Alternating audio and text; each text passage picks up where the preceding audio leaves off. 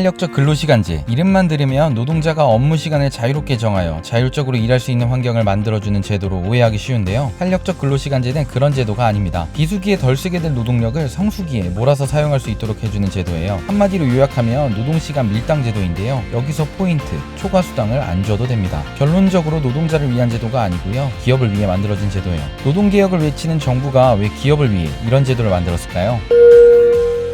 문재인 정부는 노동 분야에서 크게 두 가지 기조로 정책을 펼치고 있어요. 첫째는 최저임금 상승, 둘째는 노동시간의 단축입니다. 기업의 입장에서는 모두 부담이 되는 정책이죠. 그래서 기업이 찡찡대기 시작한 거예요. 너무 힘들다고요. 기업으로부터 세금을 거두어들여야 하는 정부의 입장에서는 압박을 느꼈겠죠. 그래서 탄력적 근로시간제를 통해 속도 조절에 들어갑니다. 그런데 이미 가파르게 기울어진 언덕에서 살짝 브레이크를 밟으니 차가 뒤로 밀리는 현상이 나타나게 된 거죠. 어렵게 추진하던 정책을 다시 되돌리는 이 이해하기 힘든 상황에서 두 가지 중요한 문제가 발생한 거예요. 일반적인 자본주의 사업가의 마인드로 생각해봅시다. 기업 운영의 목적은 오로지 이윤 추구라고 생각하는 사장님은 이렇게 할 거예요. 탄력적 근로시간제를 이용해 6개월까지 집중근로가 가능하다면 성수기의 6개월은 매주 52시간씩 최대한 근무를 시키고 비수기 6개월 동안은 최대한 쉬게 하는 게 가장 효율적이겠죠. 이렇게 되면 노동자는 평균 임금 기준으로 1년간 2,630만원 정도를 받고요. 탄력적 근로시간제가 적용되지 않는 경우에는 3,230만원 정도를 받게 돼요. 600만원의 차이가 나죠. 월 50만원이에요. 나의 워라밸을 지켜주기 위한 회사의 강제적인 배려로 우리 집에 월세가 사라지게 되는 겁니다.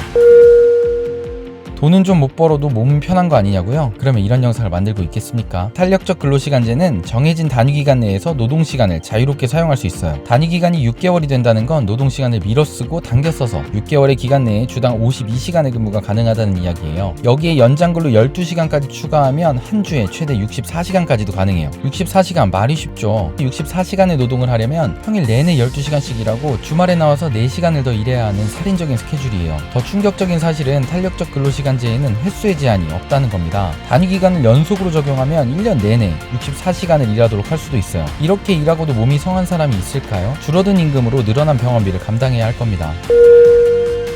이쯤에서 비밀을 하나 공개할게요. 노동계에서는 자연의 법칙을 거스르는 일들이 흔히 발생하는데요. 개정한 대로라면 계약직으로 입사하는 사람은 늘어나기만 하고 줄어들지는 않는 신기한 고무줄을 잡게 될 수도 있어요. 계약직 노동자의 경우 탄력 근로기간보다 계약기간이 짧아도 탄력적 근로시간제를 적용할 수 있도록 하고 있거든요. 기업의 입장에서는 탄력 근로기간에 맞춰 계약직의 채용과 해고를 반복하면 무제한 64시간 풀가동 시스템을 갖출 수 있게 되죠. 신박하지 않나요? 기업의 입장에서도 너무 신박한 방법인지 이런 경우에는 추가 수당을 드린대요.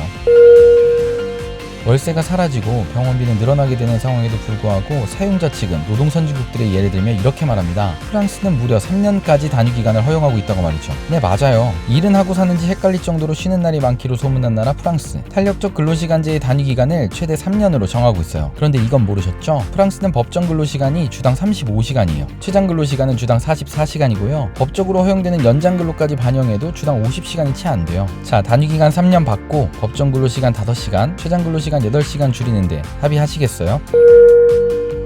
개정될 법에는 사용자들이 노동자들의 손해를 보전하고 안전을 보장하기 위한 노력을 하도록 하는 내용을 명시하겠다고 합니다. 그런데 원래 정부의 정책 방향과 의지대로라면 사용자들은 지금 그런 노력을 하고 있을 때가 아니에요. 줄어든 노동시간만큼 사람을 더 뽑고 기업의 체질을 개선하기 위한 노력을 하고 있어야 할 테죠. 성수기에는 돈을 더 많이 벌고 싶고 비수기에는 비용을 아끼고 싶은데 사람을 새로 뽑는 건 너무 부담된다고요? 네, 맞아요. 그 부담을 안고 성수기에 돈을 더 많이 벌고 비수기를 성수기처럼 만들 방법을 찾는 게 사용자가 해야 할 일입니다. 노동자들을 갈아 넣을 방법을 찾는 일을 해서 돈을 버는 시대는 지났어요. 사용자분들 이제 진짜 일을 하셔야 할 때입니다. 탄력적 근로시간제가 꼭 필요한 사업장이 있다는데 정말 그런 걸까요? 탄력적 근로시간제 도입이 가능한 업종의 예가 있는데요. 운수, 통신, 의료 서비스, 음식 서비스, 접객업 등이 바로 그 업종이에요. 예전에 미국에서 고속버스를 탈 기회가 있었어요. 먼 거리를 이동하게 되면 반드시 8시간 거리 이내에 있는 도시에서 환승해야 했어요. 기사님이 바뀌거든요. 불편하게 느끼는 고객이 있었냐고요? 네, 저만 그랬어요. 여태까지 운수 노동자들의 고된 노동으로 만들어진 편의를 누려왔던 저만 불편해하고 다른 승객들은 아무렇지도 않은 표정이었죠. 의료 서비스, 통신 무슨 차이가 있을까요? 제대로 잠도 못 자고 눈 비비며 응급실에 걸어온 의사에게 치료받는 것이 좋으세요? 제 시간에 퇴근해 멀쩡한 정신으로 나타난 의사에게 치료받는 게 좋으세요? 우리의 마지막 질문은 바로 이겁니다. 다른 나라에서는 여러 사람이 연속해서 할 수 있는 일을 왜 우리나라에서는 한 사람이 모두 다 해야 하는 걸까요?